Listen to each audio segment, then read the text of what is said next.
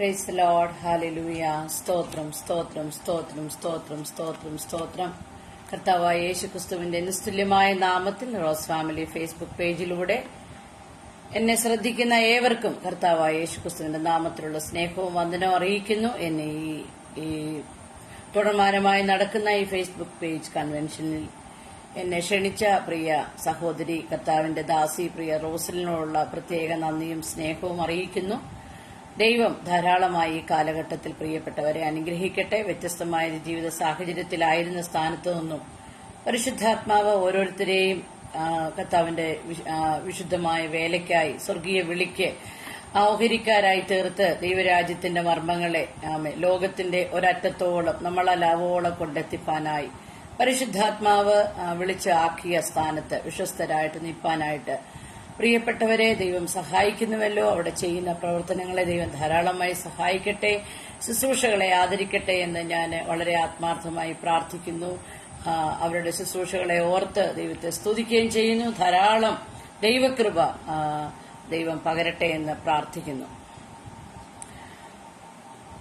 ദൈവത്തിന് സ്തോത്രം. ഈ കഴിഞ്ഞ 18-ാം തീയതി തുടങ്ങി ഈ ദിവസം വരെയും ഓരോ വിഷയാസ്പദമാക്കി ദൈവവചനത്തിന്റെ ശുശ്രൂഷയ്ക്കായി പ്രിയപ്പെട്ടവരെ കർത്താവാക്കി തീർക്കുവാൻ ദൈവം സഹായിച്ചുവല്ലോ.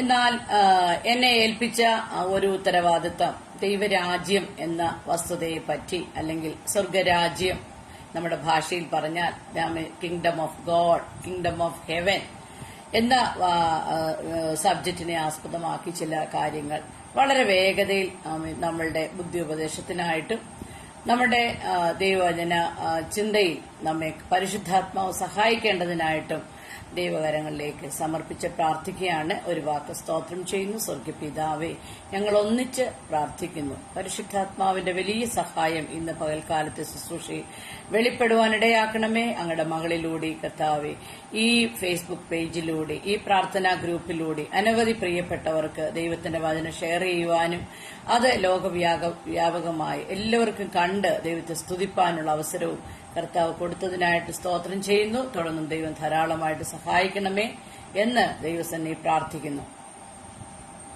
ഒരിക്കൽ കൂടെ എല്ലാ മഹത്വവും മാനവും പുകഴ്ചയും ദൈവത്തിന് സമർപ്പിക്കുകയും പ്രിയപ്പെട്ടവരോടുള്ള നന്ദി പറഞ്ഞുകൊണ്ട് ഞാൻ എന്റെ കർത്തവ്യത്തിലേക്ക് കടക്കാനായിട്ട് ആഗ്രഹിക്കുകയാണ്. നമുക്കറിയാം ദൈവരാജ്യം എന്ന് പറഞ്ഞാൽ എന്താണ്. പലപ്പോഴും പലർക്കും അതിനെപ്പറ്റി ഒരു ഐഡിയയും ഇല്ല. എന്താണ് ദൈവരാജ്യം? ഇനിയും നമുക്ക് ദൈവരാജ്യം നമുക്ക് കാണിച്ചു കൊടുക്കുവാനായിട്ട് കഴിയുന്ന ഒരാകൃതിയോ അല്ലെങ്കിൽ അതിനൊരു പ്രകൃതമോ അല്ലെങ്കിൽ അവിടെ എന്താണ് എന്ന് പറയുവാനായിട്ട് നമുക്ക് സാധിക്കത്തില്ല.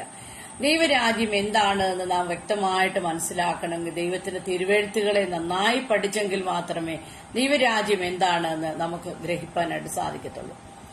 അതിന് വളരെ പഠനം ആവശ്യമാണ്. ദൈവരാജ്യം അങ്ങനെ ഒരു 10 മിനിറ്റ് കൊണ്ടോ 20 മിനിറ്റോ 30 ഒരു മണിക്കൂറോ കൊണ്ട് പഠിക്കുവാനായിട്ട് നമുക്ക് സാധിക്കത്തില്ല. ഉടനീളം ദൈവത്തിന്റെ വചനം പഠിച്ചെങ്കിൽ മാത്രമേ എന്താണ് ദൈവരാജ്യം എന്ന് മനസ്സിലാക്കിയ, ദൈവരാജ്യം എന്താണെന്ന് ഒരു വ്യക്തി ജീവിതം മനസ്സിലാക്കിയ പിന്നെ അവർ ഈ ലോകത്തിന്റെ പുറകെ പോകത്തില്ല. സ്തോത്രം. ദൈവരാജ്യത്തിന്റെ മഹിമയെ മനസ്സിലാക്കിയ ഒരു വ്യക്തി ജീവിതം പോലും ഈ ലോകത്തിൽ ശ്രേഷ്ഠരാവാനായിട്ട് ആഗ്രഹിച്ചിട്ടില്ല. ലോകത്തിന്റെ പദവികളിലേക്കോ ഉന്നതിയിലേക്കോ ഒന്നും അവർ ഓടിക്കയറുവാനായിട്ട് പരിശ്രമിച്ചിട്ടില്ല. അവരെല്ലാം അപ്പോസ്തലനായ പൗലോസ് ഫിലിപ്പി ലേഖനത്തിൽ പറയുമ്പോൾ വളരെ പ്രസക്തമായ ഒരു വചനഭാഗമാണ് അവിടെ എഴുതിയിരിക്കുന്നത്. ഫിലിപ്പിയ ലേഖനം 3-ാം അധ്യായത്തിൽ കർത്താവിന്റെ ദാസൻ ഇങ്ങനെ പറഞ്ഞു. ദൈവരാജ്യത്തിന്റെ മഹിമ അദ്ദേഹത്തിന് മനസ്സിലാക്കി കഴിഞ്ഞപ്പോൾ അദ്ദേഹം എന്താ ചെയ്തെന്നുള്ളതിനെ കുറിച്ച് ദൈവത്തിന്റെ ഫിലിപ്പിയ ലേഖനം 3-ാം അധ്യായത്തിന്റെ 7-ാമത്തെ വാക്യത്തിൽ 5-ാമത്തെ വാക്യത്തിൽ അദ്ദേഹം ആരായിരുന്നു എന്നൊക്കെ മറ്റുള്ളവർക്കൊന്ന് ബോധ്യമാകുവാൻ വേണ്ടി പറഞ്ഞു. എങ്കിലും 7-ാം വാക്യത്തിൽ പറയുകയാണ്, എങ്കിലും എനിക്ക് ലാഭമായിരുന്നതൊക്കെയും ഞാൻ ക്രിസ്തു നിമിത്തം ഛേദമെന്ന് എണ്ണിയിരിക്കുന്നു. പിന്നെ പറയുകയാണ്, എത്രയുമല്ല സ്തോത്രം. മുകളിൽ പറഞ്ഞിരിക്കുന്ന കാര്യങ്ങളെ ആസ്പദമാക്കിയിട്ട് പറയുകയാണ്, അത്രയുമല്ല എന്റെ കർത്താവായ ക്രിസ്തുയേശുവിനെ കുറിച്ചുള്ള പരിജ്ഞാനത്തിന്റെ ശ്രേഷ്ഠത നിമിത്തം ഞാൻ ഇപ്പോഴും എല്ലാം ഛേദമെന്നുണ്ട്. അപ്പൊ എല്ലാം ദൈവരാജ്യ നിമിത്തം നഷ്ടപ്പെടുത്താനാണ് അദ്ദേഹം ആഗ്രഹിച്ചത്. ഈ പറയുന്ന ഞാനും നിങ്ങളും എന്തെങ്കിലും ദൈവരാജ്യത്തിന്റെ ദൈവത്തെ അറിഞ്ഞതുകൊണ്ട് നന്മകൾ ലഭിക്കുന്നതിനകത്ത് തെറ്റില്ല. ദൈവരാജ്യത്തെ അറിഞ്ഞതുകൊണ്ട് മാന്യമായ ഒരു ജീവിത നിലവാരം നമുക്ക് ഉണ്ടായതുകൊണ്ട് യാതൊരു തെറ്റുമില്ല. ഞാൻ അതിനെ പൂർണ്ണമായിട്ട് അംഗീകരിക്കുകയും, പക്ഷേ അതായിരിക്കരുത് നമ്മുടെ ലക്ഷ്യം, അതായിരിക്കരുത് നമ്മളുടെ അൾട്ടിമേറ്റ് പർപ്പസ്. ഒറ്റ കാര്യമുള്ളൂ. പൗലോസ് പറഞ്ഞ പോലെ കർത്താവിന്റെ രാജ്യത്തിന്റെ ശ്രേഷ്ഠത താൻ കണ്ടു കഴിഞ്ഞപ്പോൾ, അല്ലെങ്കിൽ ആ പരിജ്ഞാനത്തിന്റെ ശ്രേഷ്ഠത താൻ ആത്മാവിൽ ദൈവരാജ്യത്തിന്റെ മഹിമയെ താൻ കണ്ടു കഴിഞ്ഞപ്പോൾ പിന്നെ തനിക്ക് ഈ ലോകത്തിലൊന്നും വേണ്ട. തന്റെ സമ്പാദ്യങ്ങള്, തന്റെ എല്ലാം കർത്താവിന്റെ രാജ്യത്തിന് വേണ്ടി അങ്ങ് എറിഞ്ഞു കൊടുക്കുവാനായിട്ട് ഒന്നിനോടും, ഈ ലോകത്തിലുള്ള ഒരു നേട്ടങ്ങളോടും പ്രത്യേകതകളൊന്നും തന്നെ പൗലോസ് അപ്പോസ്തലനില്ലായിരുന്നു. അദ്ദേഹത്തിന് ഒറ്റ കാര്യമേ അറിയത്തുള്ളായിരുന്നു: എങ്ങനെയെങ്കിലും ദൈവരാജ്യത്തിൽ എനിക്കും എന്നാൽ സൃഷ്ടിക്കപ്പെട്ട, അല്ലെങ്കിൽ എന്നാൽ രൂപപ്പെട്ട ദൈവസഭയും. അങ്ങനെയാണല്ലോ വിശുദ്ധ കർത്താവിന്റെ ദാസനെ പൗലോസ് കർത്താവിനെ അറിഞ്ഞ കാലം മുതൽ ഈ ലേഖനങ്ങളെല്ലാം എഴുതി നമ്മെ പഠിപ്പിച്ചിരിക്കുന്നത്. ഞാൻ ഒന്ന് രണ്ട് വചനഭാഗത്തിലേക്ക് പോകാനായിട്ട് ആഗ്രഹിക്കുകയാണ്. ദൈവരാജ്യം എന്ന് കേൾക്കുമ്പോൾ നാം ആദ്യം നമ്മുടെ ഹൃദയത്തിൽ വരുന്നത് റോമാലേഖനം 14-ാം അധ്യായത്തിന്റെ 17-ാമത്തെ വാക്യാണ്. എല്ലാവരും അത് ആസ്പദമാക്കി ഞാനും ആ വചനത്തെ ഒന്ന് വായിക്കാൻ ആഗ്രഹിക്കുകയാണ്. ദൈവരാജ്യം എന്താണ്, എന്തല്ല എന്നാണ് അദ്ദേഹം അവിടെ പ്രതിപാദിക്കുന്നത്. അപ്പം ദൈവത്തിന്റെ രാജ്യം എന്തൊക്കെയാണ്, എന്തൊക്കെയല്ല, അത് നമുക്കൊരു പഠന വിഷയമായിട്ട് തന്നെ പഠിച്ചു പോകാനായിട്ട് ആഗ്രഹിക്കുകയാണ്. അദ്ദേഹം പറയാണ്, ദൈവത്തിന്റെ രാജ്യം ഭക്ഷണമല്ല എന്ന് പറഞ്ഞാൽ നമ്മുടെ ശരീരത്തിന് വേണ്ടി നമ്മൾ കഴിക്കുന്ന ചോറ്, കറി, ചപ്പാത്തി, വിവിധ രാജ്യങ്ങളിൽ വിവിധ തലങ്ങളിലുള്ള വിവിധ തരത്തിലുള്ള ആഹാര ക്രമീകരണങ്ങളാണല്ലോ.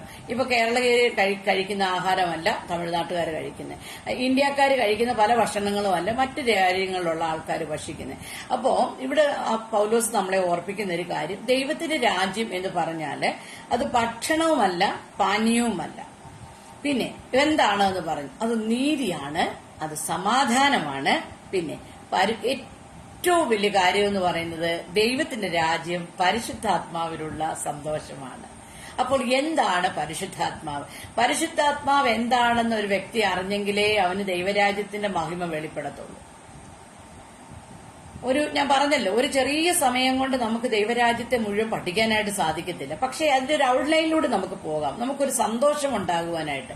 ഇവിടെ പറയുകയാണ് നീതിയാണ്, തന്നെയല്ല സമാധാനമാണ്, അതുകൂടാതെ പറയുകയാണ് പരിശുദ്ധാത്മാവിലുള്ള സന്തോഷം അത്രേ. ഇനി അടുത്ത വാക്യം എഴുതിയിരിക്കുകയാണ്, ഏതിലാ? നീതിയും സമാധാനവും പരിശുദ്ധാത്മാവിലുള്ള സന്തോഷവുമാണ് ദൈവരാജ്യം എന്ന് പറഞ്ഞതിന് ശേഷം അദ്ദേഹം പറയാണ്, അതിൽ ക്രിസ്തുവിനെ സേവിക്കുന്നവർ ദൈവത്തെ പ്രസാദിപ്പിക്കുന്നവനും മനുഷ്യർക്ക് കൊള്ളാകുന്നവനും തന്നെ. സ്തോത്രം.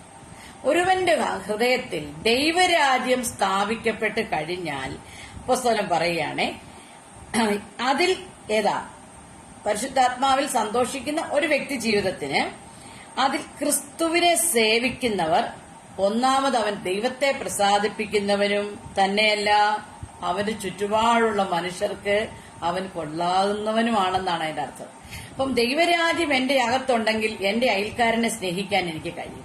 ദൈവരാജ്യം എന്റെ അകത്ത് സ്ഥാപിച്ചിട്ടുണ്ടെങ്കിൽ വേദനിക്കുന്നവനെ കണ്ടാൽ എനിക്ക് വേദന വരും. ദൈവരാജ്യം എന്റെ ഉള്ളിൽ സ്ഥാപിതമായിട്ടുണ്ടെങ്കിൽ കഷ്ടത്തിലായിരിക്കുന്നവരെ കണ്ടാൽ എന്റെ കണ്ണുകൾ നിറയും. ക്രിസ്തുവിന്റെ ഭാവവും ആ സ്വഭാവവും എന്നിൽ വെളിപ്പെടാനായിട്ട് ഏറ്റവും വലിയ കാരണമാവും. പിന്നെ ഏറ്റവും വലിയ അടുത്തൊരു കാര്യം എന്ന് പറഞ്ഞാൽ പാപം ചെയ്യാൻ മടിക്കും. ദൈവത്തിന്റെ രാജ്യം, ആ പരിശുദ്ധാത്മാവിലുള്ള സന്തോഷം ഏതൊരുവന്റെ ജീവിതത്തിൽ വന്ന ജാതി, വർഗ, വർണ്ണ വ്യത്യാസമെന്യേ, രാജ്യ വ്യത്യാസമെന്യേ, കൾച്ചർ വ്യത്യാസമെന്യേ, ആരുമായിക്കൊള്ളട്ടെ പാപം ചെയ്യുവാൻ അവന് സാധിക്കത്തില്ല. എന്ന് പറഞ്ഞ് നാം ആരും പൂർണ്ണരാണെന്നല്ല, നമ്മിൽ പ്രാകൃത ശരീരം അല്ലെങ്കിൽ ഈ ശരീരത്തിന് വീണ്ടെടുപ്പ് നടന്നിട്ടില്ലാത്തത് കൊണ്ട് എപ്പോഴും പാപം ചെയ്യുവാൻ ഇഷ്ടപ്പെടുന്ന ഒരു ശരീരമാണ് നമ്മുടെ ശരീരം. എന്നാൽ ഒരു പരിശുദ്ധാത്മാവ് വരുമ്പോൾ നമ്മുടെ ശരീരത്തിനൊരു കൺട്രോൾ ഉണ്ടാവും. ഒരാൾ ചീത്ത പറഞ്ഞാൽ നമ്മൾ ചീത്ത തിരിച്ചു പറയത്തില്ല. മലയാളികളാണ്, നമുക്ക് ഇവിടെ പറഞ്ഞിരിക്കുന്ന ആ വാക്കുകളൊക്കെ ചീത്തയാണെന്നൊന്നും എനിക്കറിഞ്ഞുകൂടാ. ഇനിയും അങ്ങനെ ചീത്ത വർത്താനമാണ് എന്ന് എന്റെ അബോധ മനസ്സിൽ ഞാൻ പറയുന്നത് കൊണ്ട് ഞാനത് പറയില്ല. കാരണം എന്താണെന്നറിയാമോ, പെട്ടെന്ന് എന്നെ വിലക്കും. എനിക്കത് പറയാൻ കൊള്ളില്ല, ഞാനത് പറയാൻ പാടില്ല. അല്ലെ വേറൊരു വ്യക്തി എന്തെങ്കിലും ഒരു അധർമ്മം ചെയ്താൽ എനിക്കത് പാടില്ല. കാരണം എന്താണ്, എന്റെ ഉള്ളിൽ ദൈവരാജ്യം സ്ഥാപിക്കപ്പെട്ടതാണ്. അപ്പൊ ഈ ദൈവരാജ്യം ഒരുവന്റെ ഉള്ളിൽ സ്ഥാപിക്കപ്പെട്ട് കഴിഞ്ഞാൽ അവൻ എങ്ങനെ ആയിത്തീരുമെന്നൊക്കെ ഒരുപാട് കാര്യങ്ങൾ ഞാൻ വചനത്തിൽ നിന്ന് വായിക്കുകയും പഠിക്കുകയും ഒക്കെ ചെയ്ത് അതെല്ലാം കൂടെ ഒന്നും പറയുവാനായിട്ട് നമുക്ക് സമയം ഉണ്ടാവത്തില്ല. പഴയ നിയമകാലത്ത് ഇപ്പം മത്തായി, മർക്കോസ്, ലൂക്കോസ്, യോഹന്നാന് സുവിശേഷങ്ങളില് മത്തായി എഴുതിയ സുവിശേഷം 13-ാം അധ്യായത്തിലാണ് ഏറ്റവും കൂടുതൽ സ്വർഗരാജ്യത്തെക്കുറിച്ചുള്ള ഉപമകൾ കർത്താവ് പറഞ്ഞിട്ടുള്ളത്. നമുക്ക് ജസ്റ്റ് ഒന്ന് നോക്കി പോകാം. അത് ഈ 13-ാം അധ്യായത്തിൽ ഒരുപാട് ആദ്യത്തെ ഈ 12-ാം അധ്യായത്തിൽ ജസ്റ്റ് ഒരു വിതയ്ക്കുന്ന വിത്ത് വിതച്ച ഒരു മനുഷ്യനെ കുറിച്ചൊന്ന് കാണുന്നുണ്ട്. അദ്ദേഹം വിതച്ച വിത്ത് 4 സ്ഥലങ്ങളിൽ വീണത്. ഒന്ന് വഴിയിൽ വീണു, 2 പാറസ്ഥലത്ത് വീണു, 3 മുള്ളിനിടയിൽ വീണു, 4 നല്ല സ്ഥലത്ത് വീണു. അപ്പൊ ഈ 4ഉം നമ്മൾ ഇപ്പം നോക്കുമ്പം 4 സ്ഥലങ്ങളിലേക്ക് നിങ്ങൾ പോകണ്ട. എന്റെ ഉള്ളിൽ തന്നെ ഉണ്ട് ഈ 4 അവസ്ഥയും. ഞാൻ ഈ ദൈവരാജ്യത്തിന്റെ മർമ്മം കേട്ടാൽ ചിലപ്പോൾ അത് വഴിയരികി വീണതുപോലെ എന്റെ ഹൃദയത്തിലോട്ട് വീണു. അപ്പൊ തന്നെ എന്ത് ചെയ്തു? ഞാനത് മറന്നുപോയി. എന്നാൽ പാറസ്ഥലത്ത് വീണത് എന്റെ ഉള്ളിലേക്ക് അല്പം ദൈവരാജ്യത്തിന്റെ മർമ്മത്തെ ലഭിക്കാനിടയായി. ഒരു സന്തോഷമൊക്കെ വന്നു. ഇച്ചിരി കഴിഞ്ഞ് വീട്ടിൽ ചെന്ന് കഴിഞ്ഞപ്പം അല്പമായിട്ടുള്ള പ്രയാസം, ബുദ്ധിമുട്ടൊക്കെ വന്നപ്പോഴത്തേനും ഈ മർമ്മം എന്ത് ചെയ്തു? ഈ മർമ്മം എന്റെ ഹൃദയത്തിൽ നിന്ന് ഇറങ്ങി അങ്ങ് പോയി, മറന്നുപോയി. ഇനി അതിനെപ്പറ്റി എനിക്കത് കിളർക്കാന്ന് വെച്ചാൽ അവിടെ പാറസ്ഥലത്തായിരിക്കും, വെയിലായതുകൊണ്ട് അന്നൊക്കെയാണ് കർത്താവ് അവിടെ ഉദാഹരണമായിട്ട് പറഞ്ഞിട്ടുള്ളത്. ഇനി മുള്ളിനിടയിൽ വീണതിനെ കുറിച്ച് പറയുകയാണെങ്കിൽ ഭയങ്കര സന്തോഷത്തോടൊക്കെയാണ് വന്നത്. എന്നാലേ ഭയങ്കരമായിട്ടുള്ള ഉപദ്രവങ്ങള്, ഞെരുക്കങ്ങള്, പട്ടിണി, അതുപോലെ തന്നെ സാമ്പത്തിക കടബാധ്യത, അതുപോലെ തന്നെ ഞെരുക്കം, മറ്റുള്ളവരാലുള്ള ഉപദ്രവങ്ങൾ, ഈ വക കാര്യങ്ങൾ എന്ത് സംഭവിച്ചെന്നറിയാമോ? എന്റെ ഉള്ളിൽ സ്ഥാപിക്കപ്പെട്ട ദൈവരാജ്യത്തെ വേണ്ടം പോലെ വളർത്തി അതിനെ ഫലവത്താക്കാൻ കഴിയാതെ വണ്ണം അതെന്ത് ചെയ്യുക? ഞെരുങ്ങി. എന്നാൽ അത് പൂർണ്ണമായിട്ട് നശിച്ചു പോയിട്ടുമില്ല. അത് ആ മുള്ളിനിടയിൽ എവിടെയോ ഒരിടത്ത് എന്ത് ചെയ്യുക? ചെറിയൊരു നാമ്പ് പോലെ നിപ്പുണ്ട്. അതിന് പൊങ്ങി ഉയരത്തിലേക്ക് വരുവാനായിട്ട് കഴിയാത്തതുപോലെ ഈ തലങ്ങളിലുള്ള മുള്ളും പടർപ്പുകളും ചപ്പും ചവറും. നമ്മളിപ്പം എവിടെയെങ്കിലും ഒരു ചെടിയോ വല്ലതും കുഴിച്ചു വെച്ചാല് ആ ചെടി കിളിർത്ത് വരുന്നതിന് മുമ്പേ അതിന് ചുറ്റുമുള്ള കളകൾ എന്ത് ചെയ്യും? കിളിർത്ത് കയറി വരും. അപ്പൊ ഞാനും എന്റെ വീട്ടിൽ ചോദിക്കാറുണ്ട്, ഇതിനൊക്കെ ആരാ വളവിട്ടത്? ഇതിനെയൊക്കെ ആരാ ഇത്രയും പോഷിപ്പിച്ചത്? നമ്മൾ ഫലകരമാകാൻ വേണ്ടി ഒരു വിത്ത് അല്ലെ ഒരു പയറുചെടിയോ മറ്റെന്തെങ്കിലും ആയിക്കോട്ടെ നമ്മളിത് നട്ടാൽ അത് കിളിർത്ത് വരുന്നതിനേക്കാളും അതിവേഗതയിലാണ് അതിന് ചുറ്റുമുള്ള കള വളർന്ന്. ഇതാണ് ലോകം. ഞാനത് തുടർന്ന് പറയുമ്പോൾ നമുക്കത് മനസ്സിലാവും. അപ്പൊ എന്നിൽ ഫലകരമായി തീരുവാൻ ഇട്ട ആ വിത്തിനെ ഒരിക്കലും മുകളിലോട്ട് വളർത്താൻ എടുക്കാൻ പറ്റാതെ ഇതിനെ ആ മുള്ളെന്ത് ചെയ്യുക? മുള്ളു പോലെയുള്ള ജീവിത അനുഭവങ്ങൾ അതിനെ അങ്ങ് ഞെരുക്കിക്കളയുക. ഇതെന്റെ മാത്രം അനുഭവമല്ല, എന്റെ കേൾവിക്കാരായിരിക്കുന്ന എല്ലാ പ്രിയപ്പെട്ടവരുടെയും ജീവിതത്തിൽ ഈ അനുഭവം സർവ്വസാധാരണമായിട്ട് നമുക്ക് കാണാം. എന്ന് കർത്താവ് പറയുകയാണ്, നല്ല നിലത്തൊരു വിത്ത് വീണു. ആ വീണത് 30, 60, 100 മേനിയായി ഫലം കൊടുത്തു എന്ന് പറയുമ്പോൾ അത് അത്ര ടേക്ക് ഇറ്റ് ഈസി ആയിട്ടുള്ളൊരു കാര്യമല്ല. വളരെ ശ്രദ്ധാപൂർവമായിട്ട് ആ വിത്ത് വിതച്ച സമയം മുതൽ ആ കർഷകൻ അവിടേക്ക് തന്നെ ശ്രദ്ധിച്ചു നോക്കിയപ്പോ ഈ വിതച്ച വിത്ത് ഒന്ന് കിളിർക്കുന്നതായിട്ട് അദ്ദേഹത്തിന് തോന്നി. ഈ കർഷകൻ എപ്പോഴും ഇങ്ങനെ നോക്കിയിരിക്കുവാണല്ലോ, എന്താണ് സംഭവിക്കുന്നതെന്ന് നോക്കിയപ്പോ ചിലതിട്ടത് അപ്പൊ തന്നെ കിളി കൊത്തിക്കൊണ്ടുപോയി. ചിലത് പാറയുടെ സ്ഥലത്ത് ഭയങ്കര വെയിൽ വന്നപ്പോൾ അതിന്റെ അവധ അവസാനിച്ചു. പിന്നെ മുള്ളിനിടെ വീണതിനെ പറ്റി എന്താ പറയാ, ഒരു പ്രതീക്ഷയ്ക്ക് വകയില്ല.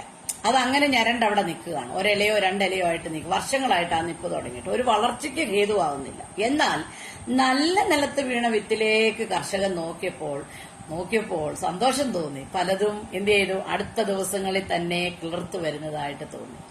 കിളിർത്തു വരുന്നതായി തോന്നിയ ആ വിത്തുകളെ യജമാനൻ എന്ത് ചെയ്തു? അല്ലെ കർഷകൻ സംരക്ഷിക്കാനായിട്ട് തുടങ്ങി. അവിടെ എവിടെയൊക്കെ ചെറിയ ചെറിയ കളകൾ വന്നപ്പോഴേ അതെല്ലാം പറിച്ചു മാറ്റി. എന്നാ ഒരിക്കൽ കൊയ്ത്ത് സമയമായപ്പോൾ 100 മേനിയും ഫലകരമായി തീരുവാൻ ഇടയായി തീർന്നു. ലൂക്കോസിന്റെ സുവിശേഷത്തിലെ ഈ ഉപമ തന്നെ കർത്താവ് പറയും, ഇത്തിരി വ്യത്യാസമായിട്ട് പറയുന്നുണ്ട്. ഈ മർമ്മങ്ങളെയൊക്കെ പുരുഷാരത്തോട് കർത്താവ് സംസാരിച്ചു. യേശു എവിടെ ഉണ്ടെങ്കിലും അവിടെ വാട്സപ്പോ ഫേസ്ബുക്കോ അതുപോലെ മറ്റേ വാർത്താ മാധ്യമം ഒന്നും തന്നെ ഉണ്ടായിരുന്നില്ല. യേശു എവിടെയെങ്കിലും പോവാന്നറിയുവാണെങ്കിൽ ജനം എങ്ങനെയാ ഇങ്ങനെ കാറ്റെടുത്ത് മണം അടിച്ചു വരുന്ന പോലെയാണ് യേശു ഇപ്പൊ ഒരു ഗ്രാമത്തിൽ നിന്ന് മറ്റൊരു ഗ്രാമത്തിലേക്ക് പോവുകയാണെന്ന് ഏതെങ്കിലും ഒരുത്തൻ അറിഞ്ഞാൽ മതി. അവൻ ആ ദേശം മുഴുവൻ ഓടി നടന്നു പറയും, യേശുവേ ഇന്നാണ്ട എതിരെ ഗ്രാമത്തിലോട്ട് പോകുന്നുണ്ടേ, നമുക്ക് അങ്ങോട്ട് പോകാം. ഞാൻ അന്നേരം ഓർക്കുമായിരുന്നു, ഇവർക്കൊന്നും വീടും കൂടും, നമ്മളാണെ ഒരു കൂട്ടായ്മയ്ക്ക് വിളിച്ചാൽ വരാൻ ബുദ്ധിമുട്ടാ. മോളെ ഒരു പ്രാർത്ഥനയ്ക്കൊന്ന് വരാവോ, എല്ലേ പിന്നെ കുഞ്ഞെ ഇന്ന പോലെ ഒരു കൂട്ടായ്മയുണ്ട്, അല്ലെങ്കിൽ ഒരു ദിവസം ഉപവാസ പ്രാർത്ഥനയുണ്ട്, ഒന്ന് വരാവോ എന്ന് ചോദിച്ചാൽ അപ്പോഴത്തേക്കിന് അവർക്ക് എന്തെല്ലാം കാര്യങ്ങളാണെന്നറിയാം. ഒരു കാര്യവും ഇല്ലേലും പെട്ടെന്ന് ഓട്ടോമാറ്റിക്കലി അങ്ങ് ബിസിയാവും. ഓ എനിക്ക് വരാൻ കഴിയത്തില്ല, എനിക്ക് പശുവുണ്ട്, എനിക്ക് റബ്ബറുണ്ട്, എനിക്ക് ജോലിയുണ്ട്, ഓഫീസിൽ പോകണം, എനിക്ക് സ്കൂളിൽ പോകണം, മക്കളെ നോക്കണം, പല പല കാര്യങ്ങൾ പെട്ടെന്ന് നമ്മുടെ ഹൃദയത്തിനകത്തേക്ക് നമ്മളെ അങ്ങ് ബിസിയാക്കുക. ഞാൻ ഓർക്കുമായിരുന്നു, യേശുവിന്റെ കാലത്ത് ഈ 5000, 6000, 8000, 10000, 15000, 25000 ഒക്കെ ജനമാണ് യേശു കർത്താവിന്റെ കൂടെ ഒരേ ടൈം യാത്ര ചെയ്തുകൊണ്ടിരുന്നത്. അപ്പൊ ഇവരെല്ലാം കേൾക്കത്തക്ക നിലയിൽ യേശു എങ്ങനായിരിക്കും, അന്ന് മൈക്കൊന്നും ഇല്ലല്ലോ. ഇതൊക്കെ എന്റെ ചിന്തകളാണേ. അപ്പോ ഞാനിങ്ങനെ ഒറ്റയ്ക്ക് ഇരിക്കുമ്പോഴാണ് ഇത്രയും കാട് കയറി ഞാൻ ചിന്തിക്കും, എന്റെ കർത്താപ്പ അപ്പ നീ എങ്ങനാ സംസാരിച്ചത്, ഇത്ര 20,000 ജനം കേക്ക്, എത്ര വാട്ട് ലൈറ്റും എത്ര വാട്ട് പിന്നെ മൈക്കിന്റെ ശബ്ദവും ഒക്കെ സൗണ്ട് സിസ്റ്റം ഒക്കെ ഉണ്ടായിരിക്കണമായിരുന്നു.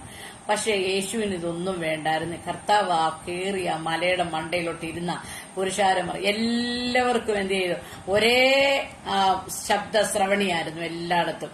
അപ്പം നമുക്കും ഇതൊക്കെ കഴിയും കേട്ടോ. നമ്മളൊന്നും ആ തലത്തിലേക്ക് ഇതുവരെ എത്തപ്പെടാനായിട്ട് നമ്മുടെ ഹൃദയം കൊണ്ട് നമ്മള് വാ കൊണ്ട് പറയും, പക്ഷെ നമ്മുടെ ഹൃദയം കൊണ്ട് നമ്മൾ ഇതുവരെ അത്രയും അറ്റാച്ച്ഡ് അല്ലാത്തതുകൊണ്ടാണ് നമുക്ക് അങ്ങ് ബിസി ആകുന്നത് എപ്പോഴും. ഈ പറയുന്ന ഞാനും ഇങ്ങനെയൊക്കെ തന്നെയാ കേട്ടോ, ഇന്നത് പൂർണ്ണതയുള്ളവളായിട്ടൊന്നുമല്ല, പക്ഷെ എനിക്ക് ആഗ്രഹമുണ്ട്. സ്തോത്രം. അപ്പൊ കർത്താവിന്റെ അടുക്കലേക്ക് പുരുഷാരം എല്ലാം കർത്താവ് ഇവരോടെല്ലാം ഒത്തിരി കാര്യങ്ങൾ ഉപമയായിട്ടെല്ലാം പറഞ്ഞിട്ട്, അപ്പൊ ശിഷ്യന്മാർക്കൊരു ഒരു പിന്നെ കാര്യം വന്ന് കർത്താവിനോട് ഞാൻ ചോദിച്ചു. കർത്താവിന്റെ അടുക്കലോട്ട് ഞാൻ വിചാരിക്കുകയാണ് പത്രോസ് ആയിരിക്കും ആദ്യം ഓടി വന്ന് ചോദിച്ചത്, അല്ലെ നെഞ്ചോട് ചാരിയിരുന്ന യോഹന്നാനായിരിക്കും ചോദിച്ചതെന്നാണ് എന്റെ വിശ്വാസം. കർത്താവ് ഇങ്ങനെയൊക്കെ കാര്യങ്ങളൊക്കെ പറഞ്ഞല്ലോ, എന്തുവാ ഇതിന്റെയൊക്കെ അർത്ഥം? ഉടനെ കർത്താവ് അവരോട് പറഞ്ഞു, സഹോദരന്മാരെ അല്ലെ മക്കളെ അല്ലെ കുഞ്ഞുങ്ങളെ അല്ലെ അനിയന്മാരെ എന്തെങ്കിലും കർത്താവ് അവരെ വിളിച്ചിട്ടുണ്ട്. എന്നിട്ട് പറഞ്ഞു, ദൈവരാജ്യത്തിന്റെ മർമ്മങ്ങളെ അറിയുവാനായിട്ട് നിങ്ങൾക്ക് വരം ലഭിച്ചിട്ടുണ്ട്. പക്ഷെ ഈ വന്ന പുരുഷാരത്തിൽ പലർക്കും അതിനുള്ള വരം ലഭിച്ചിട്ടില്ല. അവര് കേൾക്കും, പക്ഷെ അതങ്ങ് കളയും. അതുകൊണ്ടാണ് ഞാൻ അങ്ങനെയുള്ള ഉപമ അവരോട് പറഞ്ഞത്. അവര് കേൾക്കും, അന്നേരം തന്നെ എന്ത് ചെയ്യും, അവരതിനെ അങ്ങ് നിസ്സാരമാക്കി കളയും.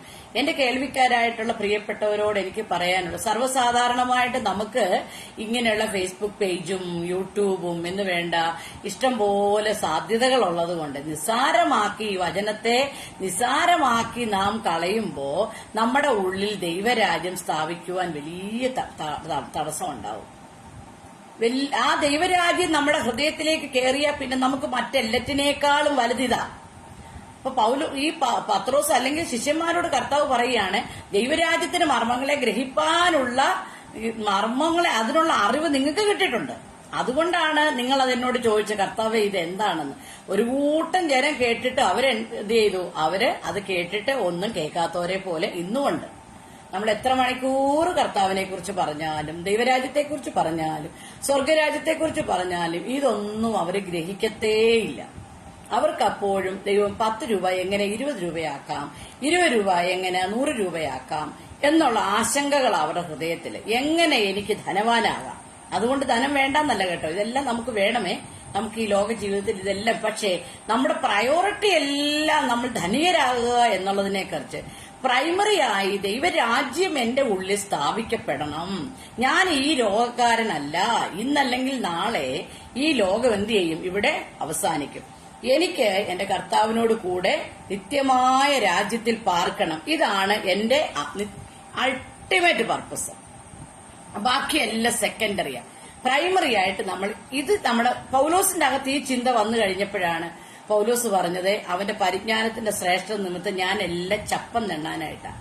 എല്ലാം ചവറന്ന് ആര് ദേഷ്യപ്പെട്ട് പറഞ്ഞാലും അദ്ദേഹത്തിന് തിരിച്ച് ദേഷ്യമില്ലായിരുന്നു.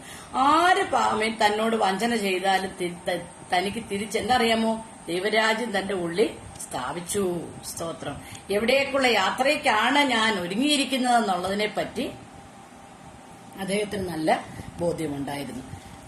പഴയ നിയമകാലത്ത് വാസ്തവത്തിൽ ഇതൊക്കെ എങ്ങനെ സംഭവിച്ചെന്നറിയാമോ? മനുഷ്യനെ ദൈവം സൃഷ്ടിച്ചേതനയിലാക്കി കഴിഞ്ഞ് എല്ലാം അടക്കി വാഴാനുള്ള അധികാരം. കാരണം ഈ ലോകത്തിന്റെ എല്ലാം അധിപനാക്കി മനുഷ്യനെ ദൈവം തീർത്തു. എന്നാൽ ഒരു ചെറിയ ഒരു കാര്യത്തിന് മുമ്പില് ദൈവം വച്ച വ്യവസ്ഥയിൽ നിന്ന് അവൻ മാറി സഞ്ചരിച്ചത് മുഖാന്തരം ഈ സകലത്തിന്റെ ആധിപത്യം, ഈ ലോകത്തിന്റെ എല്ലാ ആധിപത്യം, അതുകൊണ്ട് കർത്താവ് പറഞ്ഞ് സർവ്വലോകവും ദുഷ്ടന്റെ അധീനതയിൽ കിടക്കുകയാണ്. വേറൊരിടത്ത് കർത്താവ് പറഞ്ഞതാ ലോകത്തിന്റെ പ്രഭു വരുന്നു, എനിക്ക് അവനുമായിട്ട് ഒരു കാര്യവുമില്ല. അപ്പൊ ഇതെല്ലാം ഈ രാജ്യത്തിന്റെ ഭരണം മുഴുവനും ആദമിന്റെ കയ്യിലും ഹൗവയുടെ കയ്യിലും ദൈവം കൊടുത്തതാ. എന്നാൽ ഒരു ചെറിയ നമ്മൾ പിള്ളേരുടെ കയ്യിൽ ഇപ്പൊ വിലപിടിപ്പുള്ള എന്തെങ്കിലും ഒരു സാധനം ഇരിക്കുകയെന്ന് വിചാരിച്ചു.